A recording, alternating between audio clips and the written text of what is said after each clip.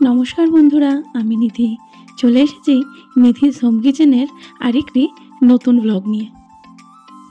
আজকে আমি তোমাদের সাথে শেয়ার করব চাল কুমড়ো পাতা দিয়ে পোস্তর একটি নতুন রেসিপি। তার জন্য শাশুড়ি মা কতগুলো চাল কুমড়োর পাতা তুলে নিল।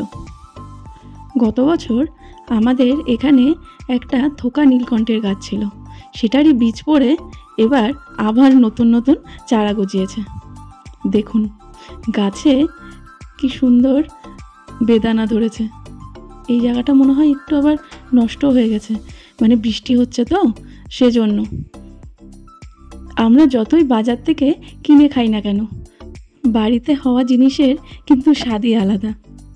দেখুন এক সাইডটা একটু লাল হয়ে পেকেও গেছে। এখানে মোটামুটি 4-5টার মতো একটু বড় হয়েছে,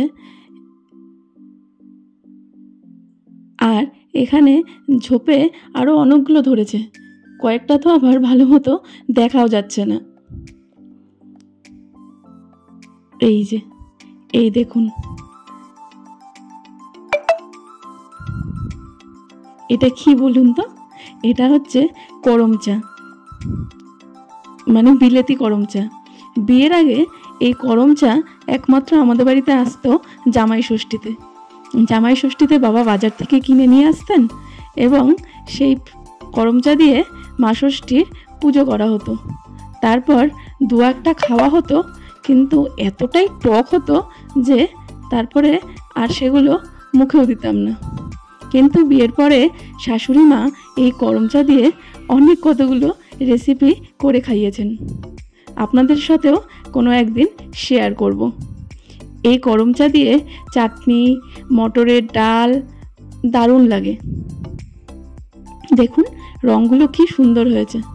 আরেকটা জিনিস দেখাই, দাঁড়ান। এই হচ্ছে আমাদের দার্জিলিংয়ের কমলা লেবু। মানে এটা সাইজটা এরকমই হয়, বা এর থেকে একটু সামান্য বড় হয়, কিন্তু এতটাই টক আপনি খেতে পারবেন না। সেজন্য আমরা এগুলো টমেটোর চাটনিতে দিয়ে দিয়ে শেষ করি। গাছের ফল তো নষ্ট করা যায় না। নিন, চাল কুমড়ো পাতাগুলোকে আমি একটু লবণ দিয়ে মাখিয়ে রাখছি নরম হওয়ার জন্য। 5 মিনিট মতন মাখিয়ে রাখলেই এটা একদম নরম হয়ে যায়। কচি পাতা। এরপর একটা মিক্সিং জারে একটু পোস্ত নিয়ে সেটাকে আগে শুকনো ঘুরিয়ে নেব, কারণ আগে থেকে ভিজিয়ে না রাখলে পোস্ত পেস্ট হতে চায় না। এরপর 5-6টা কাঁচা লঙ্কা এবং সামান্য জল দিয়ে একটা ঘন পেস্ট তৈরি করে নেব। আমি এর মধ্যে পরিমাণ মতো একটু নুন মিশিয়ে নিয়েছিলাম। ব্যাস, আমার পোস্তটা ভালো মতো পেস্ট হয়ে গেছে। এবার এটাকে একটা বাটির মধ্যে তুলে রাখছি।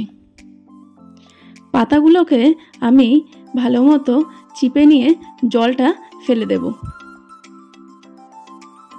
দেখুন পাতাগুলো একদমই নরম হয়ে গেছে। এরপর একটা করে পাতা ছাড়িয়ে তার মধ্যে 2 চামচের মতো পোস্ত দিয়ে সেটাকে ভালো মতো মুড়ে দিতে হবে। পাতার সাইজ বড় হলে পোস্তর পরিমাণটাও বাড়ানো যায়, কিন্তু পাতাগুলো যেহেতু এখন ছোট ছোট, সেজন্য এর চেয়ে বেশি পোস্ত দিলে ভাজার সময় তা বেরিয়ে যাবে। আর পাতাগুলো যেহেতু খুবই নরম হয়ে গেছে, সেজন্য এটাকে মুড়ে দিলেই থেকে যায়, খোলে না।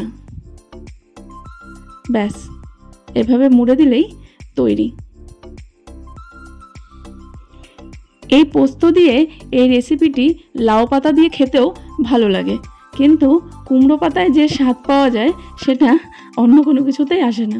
এরপর কড়াইয়ে একটু তেল, আমি এখানে বেশি তেল নিয়েছি, আপনারা চাইলে শ্যালো ফ্রাইও করতে পারেন। তেলটা একটু গরম হয়ে আসলে তার মধ্যে একে একে পোস্তর বড়াগুলো ছেড়ে দেব।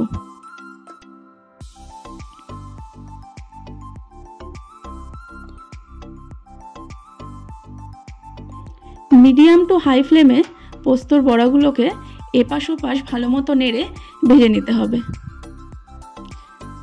আমরা সাধারণত লাউ শাক, মিষ্টি কুমড়ো শাক এই দুটো বাজারে পেলেও চাল কুমড়োর শাক কিন্তু পাওয়া যায় না। আর এই চাল কুমড়োর পাতা দিয়ে এই রেসিপিগুলো খাওয়ার জন্যই আমাদের বাড়িতে প্রত্যেক বছর শাশুড়ি মা যত্ন সহকারে চাল কুমড়োর গাছ লাগান। ব্যাস, আমার পোস্তর বড়াগুলো তৈরি। এই পোস্তর বড়া শুধু গরম ভাত দিয়ে খেতেও ভালো লাগে, এছাড়া ডাল দিয়ে খেতেও ভারী চমৎকার লাগে। এখন আমের সিজন, তাই খাওয়ার পরে একটু আম না হলে যেন মন ভরে না। আর তাছাড়া আমাদের বাড়িতে আমাদের আর কারো লাগুক না লাগুক, আমার শাশুড়ি মা হচ্ছে ভীষণ আম প্রিয়। তার পুরো সিজনে আম চাই। এই আমগুলো কেনা নয়, এই আমগুলো পাঠিয়েছে দিদি মানে ননদ কালিয়াগঞ্জ থেকে, তাদের গাছের আম, দারুণ মিষ্টি খেতে।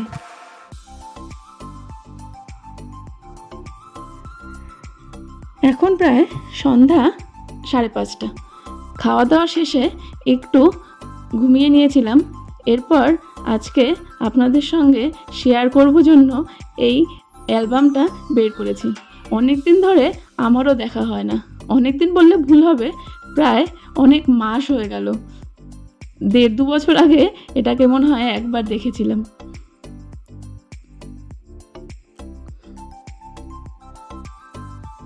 বাড়িতে থাকি ঠিকই, কিন্তু কাজের ফাঁকে কিংবা কোনো সময় মনেই থাকে না। এটা হচ্ছে আমাদের প্রি ওয়েডিংয়ের ছবি।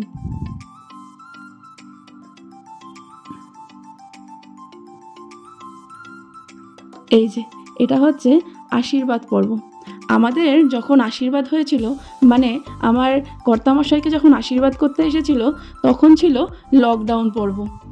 সরকার নিয়ম করে দিয়েছিল কোনো অনুষ্ঠানে 50 জনের বেশি নেওয়া যাবে না।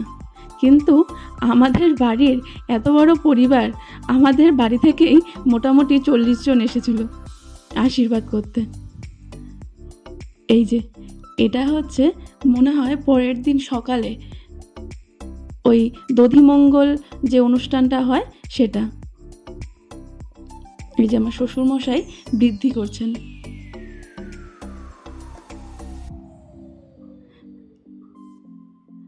সময়গুলো চলে যায় ঠিকই, কিন্তু এই ছবিগুলো যেন আমাদের আবার সেই পুরনো দিনে ফিরিয়ে নিয়ে যায়।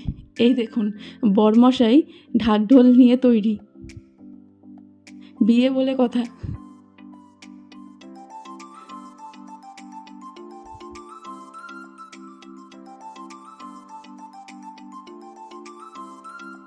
এখানে আমাদের পরিবারের একে একে সব সদস্যরাই রয়েছে মোটামুটি।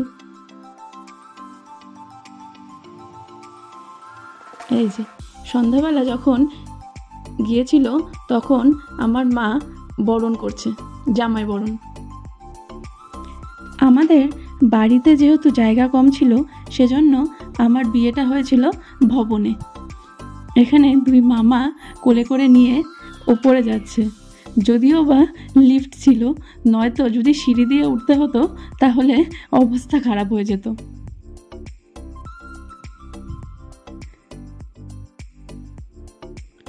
বিয়ের যে এই নিয়মগুলো রয়েছে, সবগুলোরই কিন্তু নিজস্ব একটা বিশেষত্ব আছে।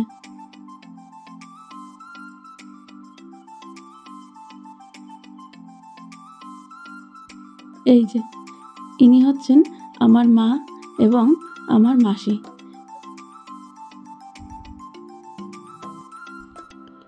এই দেখুন, আমার কর্তামশাইয়ের মাথায় ছাতা ধরে আছে আমার ভাই, মামাতো ভাই।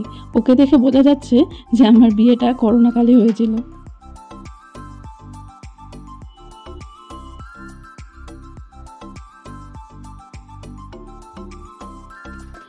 এই সময় আমি প্রচণ্ড ভয় পেয়ে গিয়েছিলাম।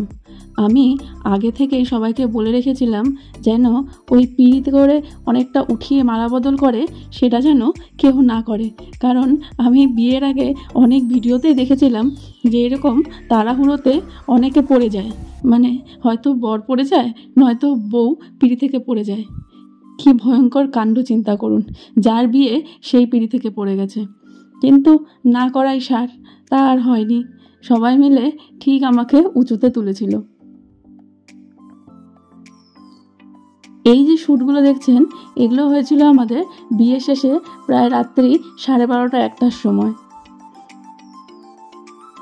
আবার সেই বিয়ের মণ্ডপের সামনে গিয়ে আমরা এই ফটোশ্যুটগুলো করেছিলাম। এই যে ছবিটা দেখছেন এই ছবিটা আমাদের বাঁধানো রয়েছে বেডরুমে রাখা, দাঁড়ান দেখাই। এই যে আরও দুটো ছবি বাঁধানো রয়েছে, কিন্তু সেগুলোকে এখন আর ঘরের মধ্যে রাখিনি, সেগুলো সব আমাদের সিঁড়ি ঘরে রাখা। একটা মেয়ের জীবনে এই বিয়ের দিনটি নিয়ে কত স্বপ্নই না থাকে, আর এই দিনটিকে সুন্দর করে সাজানোর জন্য থাকে পরিবারের সকলের অক্লান্ত পরিশ্রম। বিয়ে শেষে এটা আমাদের পরের দিনের বাসি বিয়ের ছবি। আমাদের বাসি বিয়ে যেদিন হয়েছিল সেদিনের বাইরের ওয়েদারটা মারাত্মক ঠান্ডা ছিল, সারাদিন একটুও রোদ ওঠেনি। ভবনে থাকার জন্য আমি বুঝতে পারিনি, কিন্তু সন্ধ্যাবেলা যখন বিদায়ের আগে আমাদের ভবন থেকে বাড়িতে নিয়ে যাওয়া হয়েছিল তখন হাড়ে হাড়ে টের পেয়েছিলাম।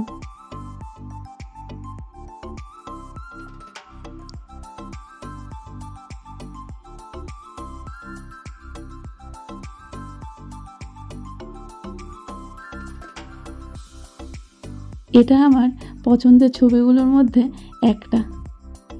এই একটা সিঁদুরেই যেন একটা মেয়ের পুরো জীবনটাই বদলে দেয়। মানে ওই কিছুটা ওই বইয়ের ডায়লগটার মতো, এক চুটকি সিঁদুর কি কিমত তুম কিয়া জানো রমেশ বাবু। সত্যি এটার মূল্য অনেক, সেটা একমাত্র একটা মেয়েই বোঝে।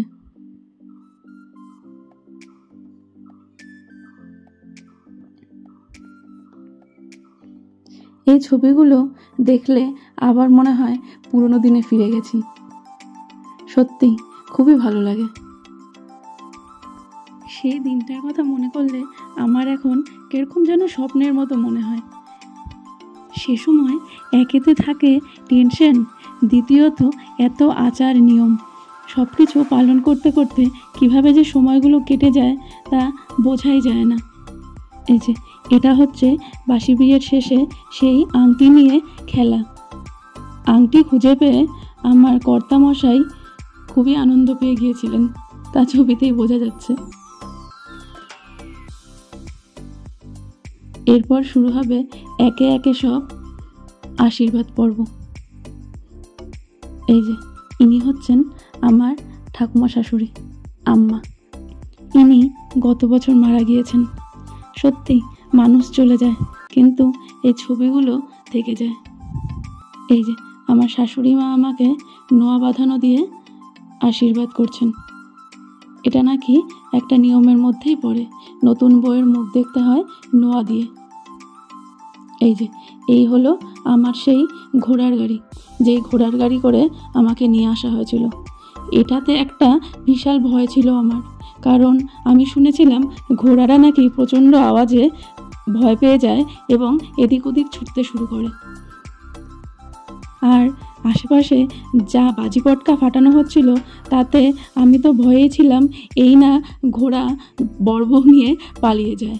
এই যে এটা হচ্ছে আমার বড়কা এবং বড় মা এবং ছোটকা আর ছোটো মা, মানে কাকা শ্বশুর আর জ্যাঠা শ্বশুর। আর এই যে হিরো আর হিরোইন, মানে আমার শ্বশুর মশাই আর শাশুড়ি মা। এই অ্যালবামে একে একে সবার সঙ্গে আপনাদের পরিচয় হয়ে গেল। এই যে এটা হচ্ছে পরের দিনের ভাত কাপড়ের অনুষ্ঠান।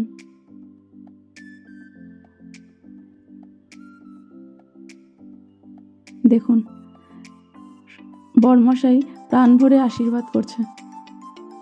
এটা ছিল আমার দুপুরের ভাত কাপড় অনুষ্ঠানের সাজ, এবং সন্ধ্যাবেলা রিসেপশনের যে সাজটা ছিল সেটা আমি স্টুডিও বুকিং করেছিলাম জন্য আমাকে যেতে হয়েছিল। এর জন্যই একটু তাড়াহুড়ো করে এই অনুষ্ঠানটা সম্পূর্ণ করা হয়েছিল। এই যে বিভিন্ন নিয়মাচার সেরে খেয়ে দিয়ে চলে গিয়েছিলাম সাজতে। এই যে এটা ছিল আমার রিসেপশনের লুক।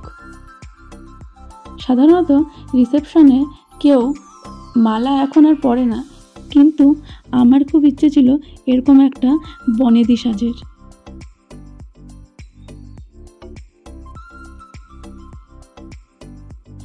এই যে লাল লেহেঙ্গা পরে আমার পাশে দেখতে পাচ্ছেন, ইনি হচ্ছে আমার ননদ। আর এই যে ইনি হচ্ছেন ছোট্ট পুচকি, মানে আমার ননদের ছোট মেয়ে। কিছুদিন পরেই দেখতে পাবেন, আসবে আমাদের বাড়িতে। এই যে একে একে সবাই ঢুকছে তত্ত্ব নিয়ে। এই যে ইনি হচ্ছেন আমার বান্ধবী। কি জান, ফটোগ্রাফাররা ভেবেছিল আমার বিয়ের সঙ্গে সঙ্গে ওর বিয়ের পাকা কথাটাও মনে হয় সেরে ফেলবে, তাই ওর একটা সুন্দর ছবি আমার অ্যালবামে দিয়ে দিয়েছে। ব্যাস, এই ছবিটা আমার খুবই পছন্দের।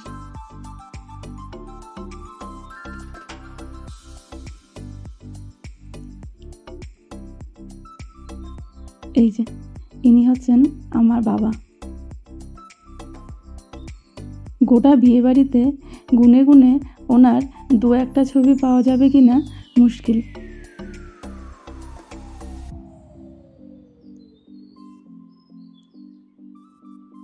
সত্যি সময়গুলো চলে যায়, কিন্তু এই স্মৃতিগুলো সারা জীবন থেকে যায়।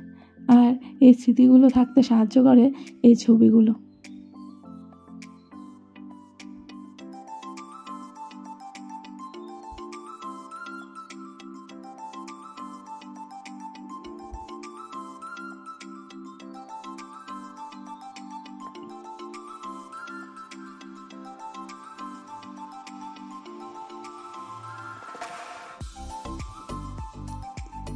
এই যে মা আর কাকিমা দুজনে একসাথে।